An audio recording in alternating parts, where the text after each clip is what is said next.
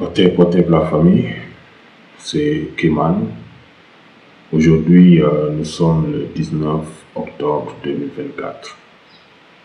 Cette vidéo, c'est juste pour apporter quelques clarifications par rapport à certaines accusations, notamment faites par Mobali Makassi. Mais en fait, je trouve que c'est un poltron. Et je pense qu'en regardant cette vidéo qui sera un peu plus courageux, nous sommes des Kémites et nous sommes dans la vérité. Nous ne parlons pas dans le dos de quelqu'un. Moi, je suis comme l'aigle qui se met en face de son adversaire, qui n'attaque jamais dans le dos, qui te dit je viens vers toi et c'est à toi que je m'adresse. Mobali Makassi. Tu sais, je n'ai jamais participé à tes émissions qui sont justement à but pécuniaire. Parce qu'en réalité, en étudiant ce que tu fais, je suis que tu étais plus intéressé par l'argent. En fait, tu surfes sur les difficultés de notre communauté et tu fais tout pour en soutirer le maximum d'argent. Mais le kémitisme, ce n'est pas un business. Non, pas du tout. Tu sais, ta chaîne, le générique prouve le manque de respect que tu as pour nos anciens, et plus précisément pour Cheikh Anta Diop. Si tu penses que tu peux mettre de l'ombre sur ce que Cheikh Anta Diop a fait comme travail, tu te trompes. Parce que toute ta lignée paternelle, toute ta lignée maternelle, toutes les générations, toutes catégories confondues de ta famille, en mettant ensemble ce qu'ils ont apporté à l'Afrique, ne va même pas valoir le quart, bien même le dixième de ce que Cheikh Anta Diop a apporté pour l'Afrique. Donc tu es trop petit pour vouloir mettre de l'homme sur Cheikh Anta Diop. C'est pour ça que dans le générique de ton émission, tu mets des figures emblématiques. Voilà, c'est le générique que je vous mets comme ça. Vous pouvez voir des figures emblématiques comme Marcus Garvey, c'est très bien. Thomas Sankara, c'est excellent. Kwame Nkrumah, c'est cool. Tu mets Malcolm X, tu mets Patrice Lumumba, c'est bien. Mais aucun ne mérite plus de figurer sur ce générique que Cheikh Anta Diop. Cheikh Anta Diop, c'est celui qui a l'unanimité. C'est celui qui a fait des travaux qui jusqu'à présent nous donnent la dignité et nous permet de nous tenir haut la tête. Donc c'était juste une parenthèse. Maintenant, je te dis, Mobali Makassi, quand tu parles de la personne qui s'assoit dans son canapé pour parler, tu parles de moi comme ça là? Vous voulez faire des trucs, genre vous soutenez sur votre canapé, vous faites une photo et vous pensez que moi je vais rentrer là-dedans. Moi je rentre pas là-dedans. Vous voyez tout le bien qu'il a fait à ce combat, Papa Doumbouya Fakoli. Vous voyez tout le bien qu'il nous a procuré. Cette union qu'il a eu à faire entre les frères et les sœurs qui partagent les mêmes convictions. Donc, nous ne pouvons pas rester là les bras croisés et puis laisser ce complot-là se produire sous nos yeux, sans rien faire. Qui m'assoit sur le canapé. Oui, en réalité, moi, je ne suis pas dans le wesh-wesh, je ne suis pas dans le bling-bling, non. Je ne suis pas dans ça. Je sais que je suis assez vilain, ça je le sais. Je n'ai pas la beauté, je n'essaie pas d'être beau. Mais la vérité reste toujours la vérité. Je ne suis pas un hableur. D'habitude, ce sont les escrocs qui sont les hableurs qui veulent montrer que tout est clean, tout est classe, ils n'ont besoin de rien alors qu'ils ont besoin de tout. En réalité, le jour que j'ai su que tu étais vraiment un idiot, le jour que j'ai su que tu étais vraiment un imbécile, c'est quand j'ai entendu un audio dans notre groupe où j'étais, le groupe de Afrocentricity. Les gens qui étaient peuvent confirmer, où tu voulais ridiculiser la maths, les 42 lois de la maths. Mais non, mais c'est grave. J'ai dit non, la personne que j'entends dire ça, c'est pas le Mobali que les moutons suivent. En fait, il y a les Kémites et il y a les Kémoutons. Les Kémoutons, ce sont les Kémites qui sont des moutons, qui suivent sans réfléchir, qui suivent sans analyser, qui sont que des moutons en fait, qui suivent et qu'on amène directement à l'abattoir, égorger, dépécer et puis pouf, voilà quoi. Si tu as suivi l'enseignement de Cheikh Anta Diop, si tu as suivi l'enseignement de Nussiri Kalala Oumoutoumé, si tu as suivi l'enseignement surtout de notre papa Doubli Fakoli, tu dois pouvoir être réveillé, tu dois pouvoir penser par toi-même. Parce qu'en réalité, c'est de ça qu'il s'agit. En réalité, ces personnes-là ne voulaient pas que tu les suives tout le temps, mais ces personnes ont toujours voulu te réveiller, que tu sois une personne indépendante, que tu puisses réfléchir de ton propre chef. Quand Cheikh Anta Diop disait réveiller le bâtisseur de nations qui sommeille en vous, réveiller le colosse qui sommeille en vous, c'est de ça dont il parlait. Donc quand je vois un kémite qui, après avoir suivi tous ces enseignements, se comporte comme un mouton qui suit sans réfléchir, sans analyser, c'est une déception. Et je sais que ces personnes qui vous ont donné cet enseignement seront totalement déçus de vous, parce que n'ayant tiré aucun enseignement de leur leçon. Soyez plus intelligents. Je me dis, où est passée votre intelligence? Cette intelligence qui a pu détecter que ces religions dites révélées ne sont pas des religions révélées, mais dites révélées parce qu'étant créées par des personnes. Vous avez pu dénicher ça. Mais vous ne pouvez pas comprendre, vous ne pouvez pas dénicher cette supercherie qui est en train de se faire autour de la dépouille de notre papa Doubli Fakoli, qui a fait sa traversée depuis le 29 septembre qu'il est décédé. Et jusqu'à présent, nous ne pouvons pas voir sa tombe.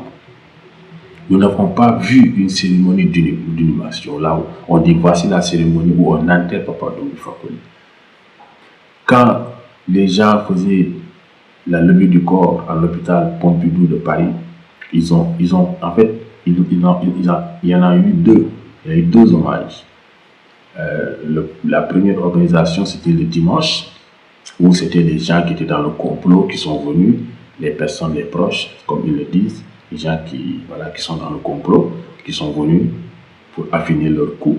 Et puis voilà, rendre hommage à papa Doubli Fakoli. Et le lundi, ils l'ont ouvert à tout le monde. Et c'est après qu'ils ont envoyé le corps en Guadeloupe. Quand le corps est arrivé en Guadeloupe, ils se sont encore cachés pour pouvoir faire une cérémonie encore là-bas. Pourquoi vous cachez? Parce que vous ne voulez pas que les Guadeloupéens viennent rendre hommage à notre papa. Quand il est arrivé à l'aéroport, personne n'est venu l'accueillir parce que vous l'avez caché. C'est vraiment méchant de votre part. C'est pour ça que je me dis, quand on est kémite, nous devons tout faire, peut-être pour que nos descendants aussi soient kémites.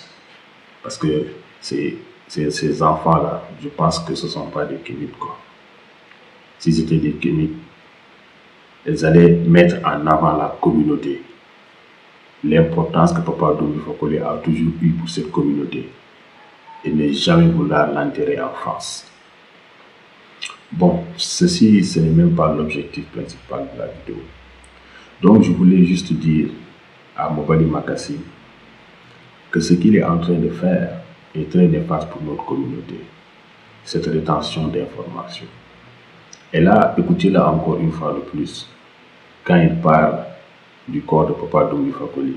En fait, en réalité, il n'a pas assez, je lui dirais de dire certains mots, parfois je n'arrive pas à me retenir, il n'a pas assez de courage pour pouvoir s'exprimer en face.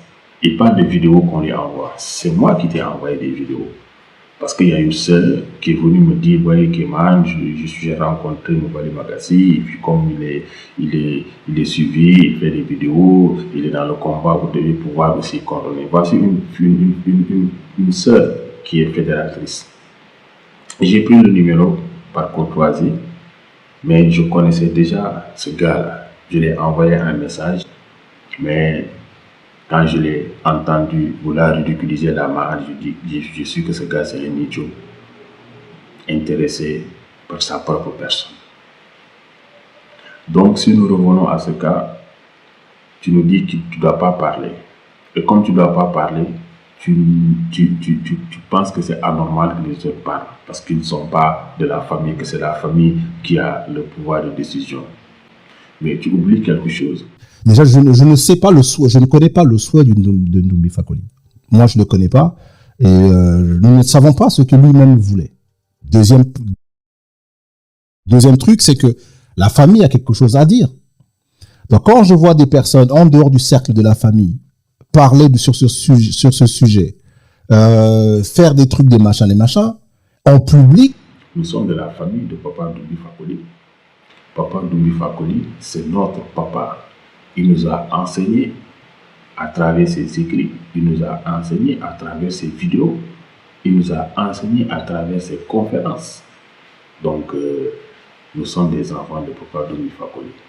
Nous savons ce qu'il a écrit, nous savons ce qu'il a dit, nous connaissons sa pensée. Et nous pouvons dire que Papa Doumbouya Fakoli n'a jamais eu le souhait d'être enterré en France. Et après, il est revenu au Mali, il n'a jamais voulu repartir en France. Quelqu'un qui n'a jamais voulu vivre en France, vous ne pouvez pas l'enterrer en France. Ce complot qui est orchestré par sa fille doit être su de tout le monde. Et moi, mon objectif, c'est qu'un jour, qu'on puisse aller reprendre le corps de Papa Doumbouya Fakoli. Là, ils l'ont enterré en Guadeloupe. J'espère que c'est enterré, parce qu'il y a des rumeurs qui disent qu'ils voulaient l'incinérer et le ramener sur Kama. Peut-être ça va prendre 10 ans, peut-être ça va prendre 20 ans, peut-être ça va prendre 30 ans. Mais comme que c'est vous qui avez le pouvoir de décision, peut-être le jour que vous ne serez plus dans ce monde-là, le jour que vous allez partir rejoindre les ancêtres aussi, la décision peut-être pourra appartenir à une autre entité de personne. Parce que c'est un patrimoine continental, Papa Doumbouya Fakoli. Nous allons venir le récupérer. Ouais. L'autre chose est que les vidéos, quand je te les ai envoyées, c'était le silence zéro. Pourtant, je te l'ai envoyé sur ton WhatsApp, en inbox. Tu as fait semblant de ne pas les voir. Et aujourd'hui, tu sors dans ton live, dis il y a des gens qui m'envoient des vidéos, mais je ne poste pas ça parce que quoi. Et puis tu dis, où était-il quand Papa Doumbouya Fakoli était en prison? Toi, tu es malade. Pour hôtel,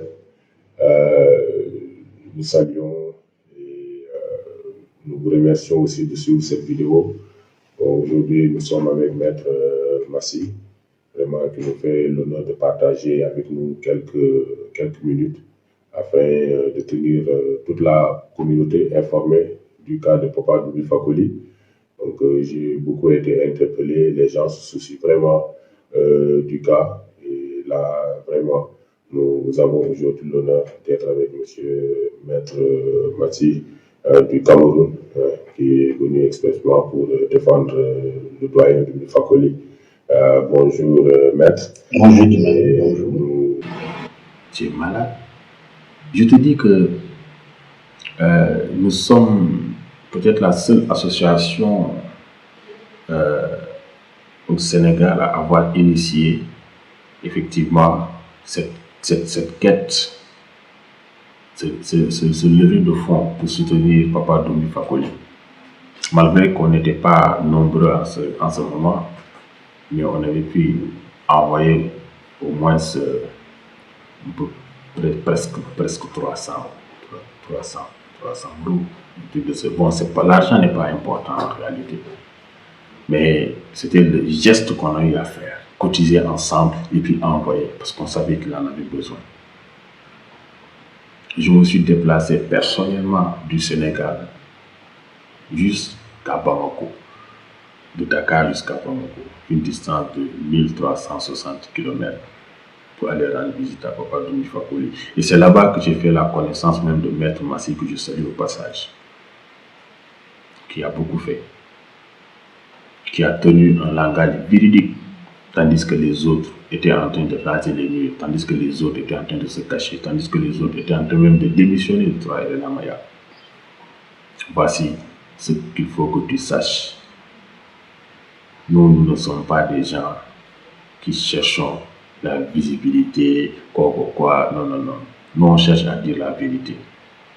Et même si c'est 3 personnes qui entendent cette vérité, c'est une satisfaction pour nous. Parce qu'on l'aurait dit. Et que ces 3 personnes pourraient un jour le dire à des millions de personnes. Parce que quand Cheikh Anta Diop parlait, il n'y en avait pas beaucoup qui étaient autour de lui. Hein. Ouais. Cheikh Anta Diop, on l'appelait même le fou. Et les gens qui étaient là au pouvoir, ils l'appelaient le fou. On dirait même le fou de Fan, parce que Fan, c'est l'hôpital là où on soigne les fous, et Cheikh Anta habitait pas loin de là-bas. Mais aujourd'hui, je pense que les Kémites le prennent même comme étant un prophète, parce que ce qu'il a eu à faire, vraiment, c'est quelque chose de grandiose pour le peuple noir. Nous allons continuer à parler de ce traître, je viens de dire, de Mobali Makassi, qui a un esprit. En fait, ce qu'il est en train de faire, si c'était une femme qui l'avait fait, j'étais beaucoup plus habilité à l'accepter. Mais un homme comme toi, qui te permet de parler dans le dos, non, il faut affronter si tu as vraiment osé.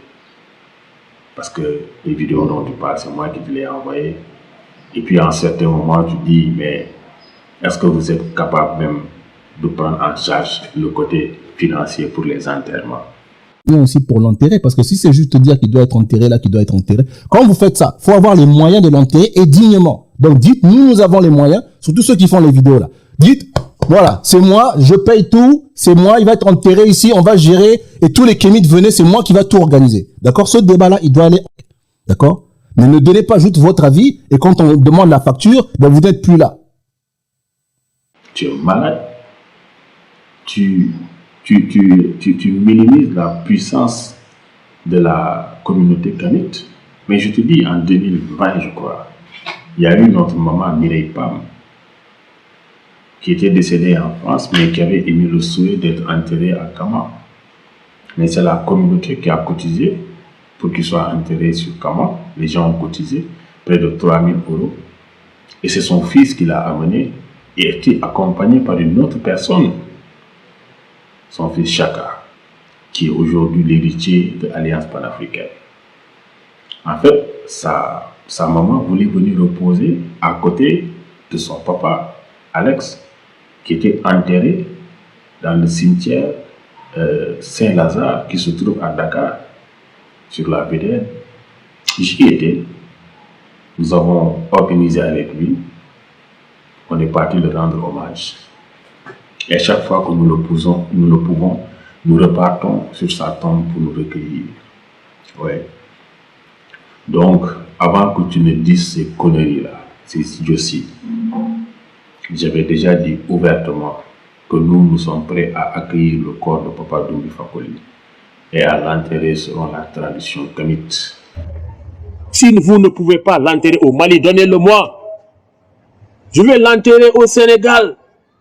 Je vais l'enterrer au Sénégal, sur une terre où la tradition est en vigueur, avec un roi, avec toutes les célébrations qui tournent autour de la tradition. Et comme ça, les gens pourront se déplacer, venir pour se recueillir auprès de lui. Et il sera à Kama. Et d'autant plus que Papa Doumbouya Fakoli disait que c'est un Sénégalais d'adoption. Si vous ne pouvez pas l'enterrer au Mali, amenez-le nous au niveau du Sénégal. Nous avons une association qui s'appelle Association des Tchèdos du Sénégal. Nous sommes une association bien organisée et nous sommes capables d'accueillir Papa Doumbia Fakoly. Nous sommes capables de l'enterrer avec la tradition kamite. Nous sommes capables de le faire. Nous pouvons le faire, nous sommes une association organisée. Mais comme toute ta réflexion tourne autour de l'argent, c'est pour ça que tu mets l'argent au centre de tes décisions.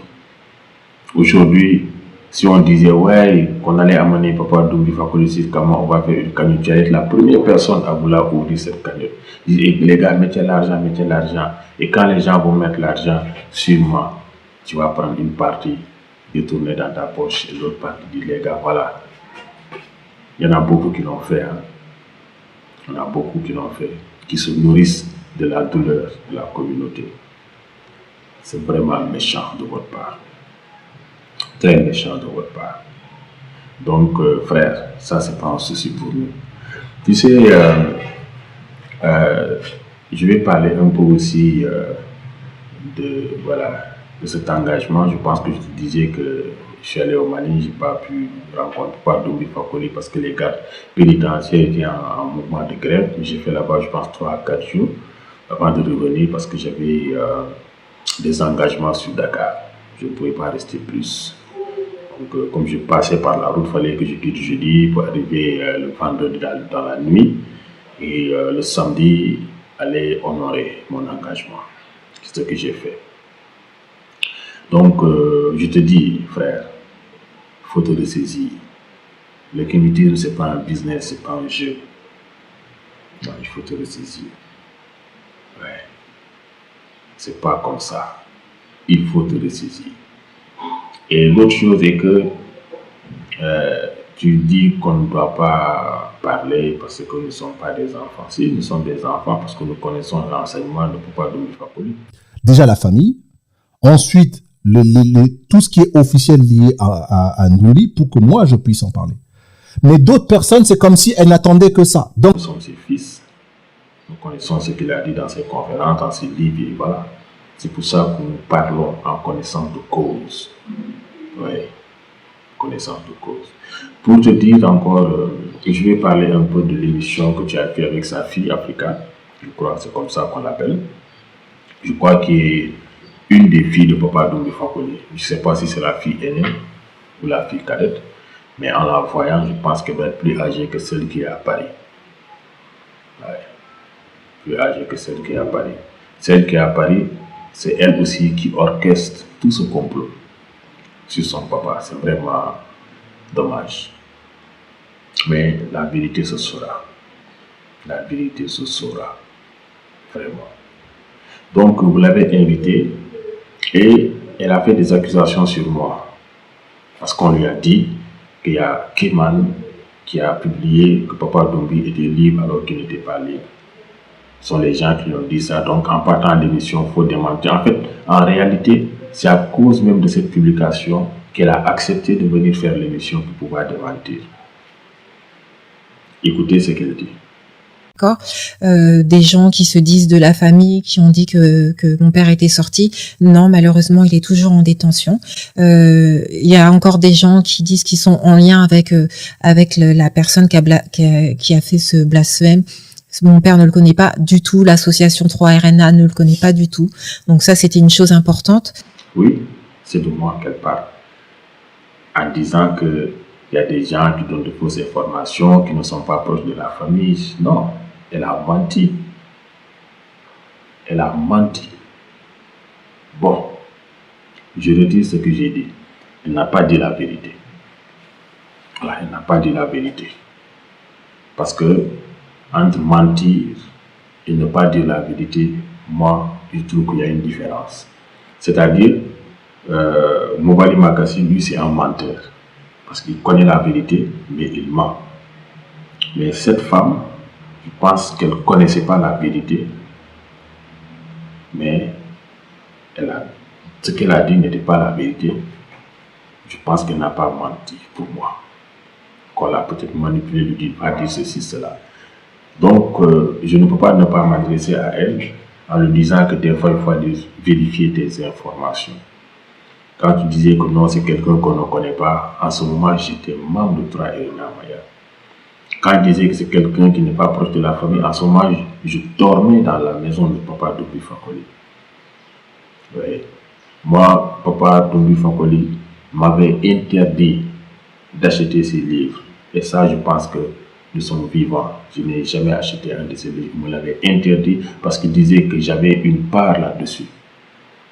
Ouais. Même son dernier livre, ça est là-bas dans mon sac. Peut-être que je vais vous le montrer un jour. Il me l'a envoyé de Bamako jusqu'à Dakar à travers une sœur Kumba. Ouais. Il me l'a envoyé. Donc, dire que Kéman, nous ne le connaissons pas, c'est un, je ne sais pas, un intrus, quoi, ce sont des mensonges. En réalité, dans cette émission, elle était avec Maître Massi, qui défendait le Papa Doumbouya Fakoly, quelqu'un que je respecte, big up au passage, Maître Massi qui a beaucoup fait. Mais quand elle disait que l'information que je vais donner était fausse, Maître Massi ne l'a pas appuyé. Allez-y regarder l'émission. Maître Massi ne l'a pas appuyé. Maître Massi n'a même pas abordé ce sujet. Même moi, depuis qu'on m'a accusé de cela, je n'ai jamais dit que cette information, je la tenais de Maître Massi. Nous sommes à l'ère du Verseau. Maître Massi aussi a su que je n'ai jamais voulu mettre son nom. Parce qu'en réalité, 3 Irena Maya avait fait une rétention d'informations, ne voulait pas communiquer sur Papa Doumbouya Fakoly. Personne ne voulait communiquer, les gens voulaient l'enterrer vivant. Les gens étaient distants de lui. Il y en a beaucoup qui avaient quitté 3 Irena Maya par, je sais pas, par peur ou par manque de loyauté. Quand j'ai eu des altercations avec eux, j'étais dans le groupe WhatsApp, j'étais dans le groupe Telegram. Mais après, ils m'ont fait sortir parce que ce sont des gens qui n'aiment pas la vérité. Ils n'aiment pas entendre la vérité. Ils veulent faire ce qu'ils pensent. Il y avait un certain Kodjo, je crois, qui se croyait être le cerveau, le gars qui réfléchit, qui dit non, ne parle pas de ceci, ne parle pas de cela, attends un peu, on est en train de faire ceci, on a cuisiné ça, on va assaisonner. Non, moi je ne suis pas dans ça, je suis dans la vérité. Je suis dans la vérité. Donc je vous dis que en ce moment, il y avait une grosse rétention d'informations. Même ce traite de Mobali Makassi faisait la rétention d'informations. Parce que quand tu te dis informer la communauté, il faut aller à l'information.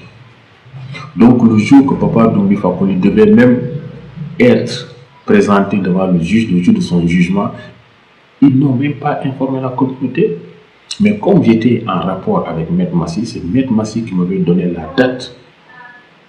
la date du jugement.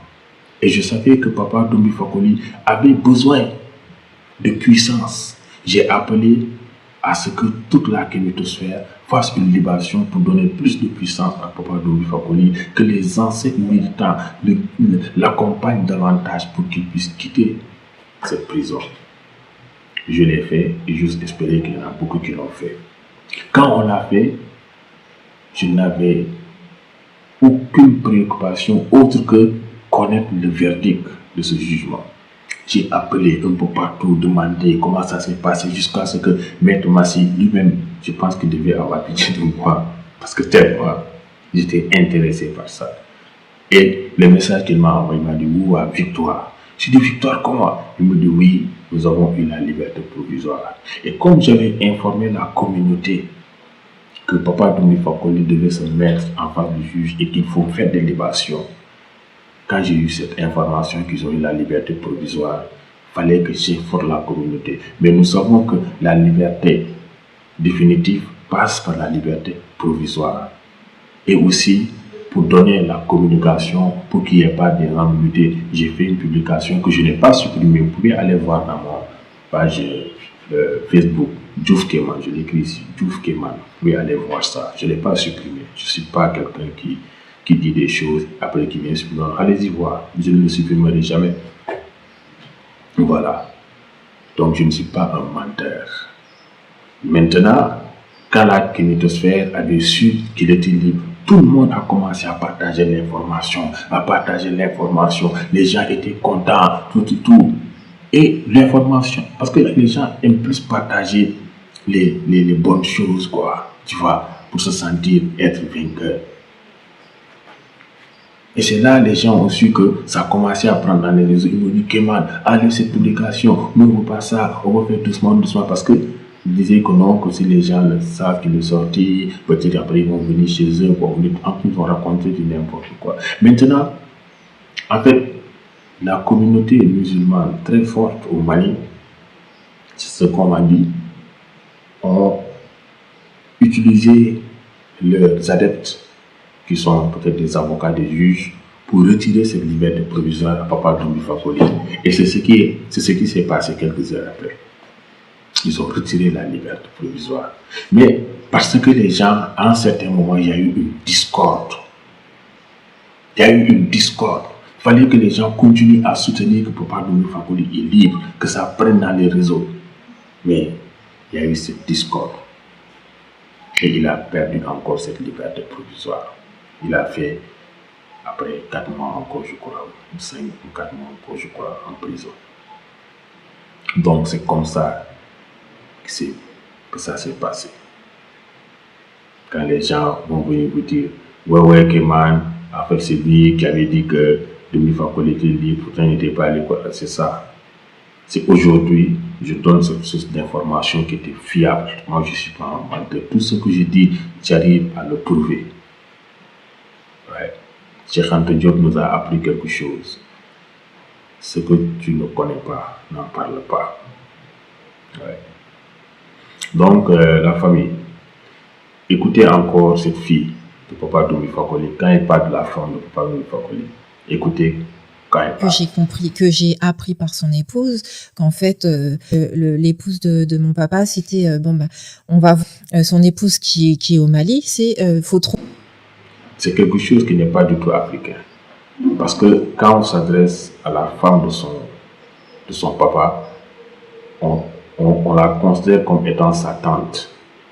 Donc, il faut dire ma tante, pas la femme de mon père. Ou bien tu dis même ma marâtre, ou bien tu dis même ma maman. Parce que c'est ta maman, la femme de ton père, c'est ta maman. Mais ceci montre la distanciation qu'il y a entre. Mais je ne vais pas trop m'attarder dans ça. Parce que Madame Fakoli, c'est une battante, une femme qui a toujours été engagée du côté de son mari, qui est parti chaque jour en prison, l'apporter de quoi se nourrir, s'occuper de lui, s'occuper de la santé quand il était à la maison. Donc vraiment, nous te remercierons jamais assez, Madame Fakoli. Merci beaucoup pour tout. Donc la famille, ne vous laissez pas berner. Les Kémoutons, ce sont des Kémites qui sont des moutons et qui suivent sans réfléchir.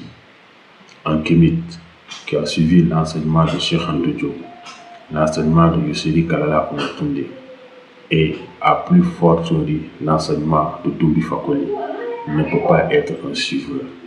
Parce que ces grands, ces maîtres voulaient que vous soyez indépendants, que vous libérez le bâtisseur de nations qui sommeille en vous, que vous libérez le colosse qui dort en vous. Ils n'ont jamais voulu que vous les suivez tout le temps, sans réfléchir. C'est pour ça que Papa Doumbouya Fakoli, dans ses livres, quand il dédicace, il te dit bonne lecture vigilante. Donc la kémitosphère, soyez vigilants de ce qui se passe. Aujourd'hui, nous ne devons pas accepter que notre Papa Doumbouya Fakoli soit enterré en France. Ceci est une trahison. Doumbouya Fakoli ne nous a jamais enseigné cela, ne nous a jamais parlé de cela.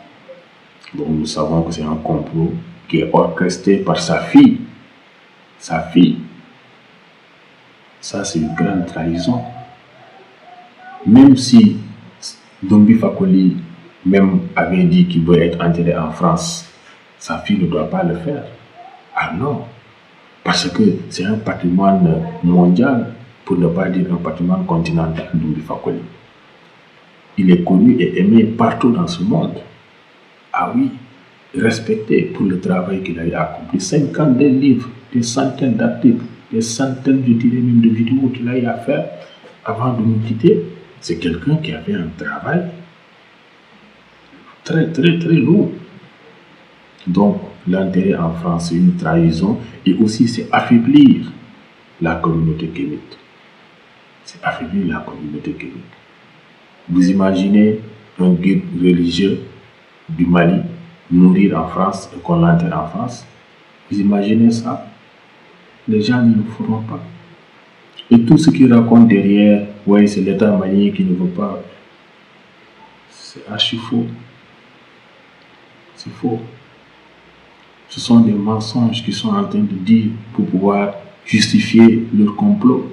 Et je pense qu'il faut que l'État malien aussi s'exprime. Hein. Parce que cet État malien a reçu le plus grand soutien à travers Papa Doumbouya Fakoly, à travers ses vidéos et ses prises de position.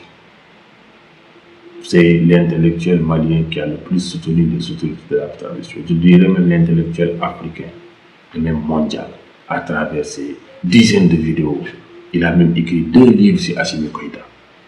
Donc, les autorités maliennes doivent parler pour éclaircir et aussi prendre les dispositions pour aller jusqu'en Guadeloupe, récupérer le corps de Papa Doumbouya Fakoly, si nous avons toujours un corps, parce qu'il y a des rumeurs qui disent qu'il a été incinéré.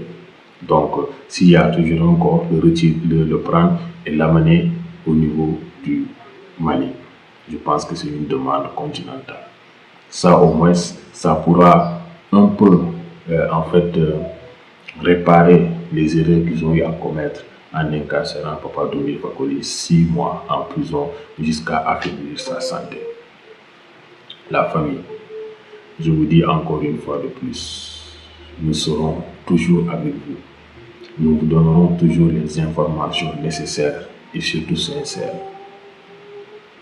Réfléchissez par vous-même, analysez par vous-même et agissez par vous-même. OTEP.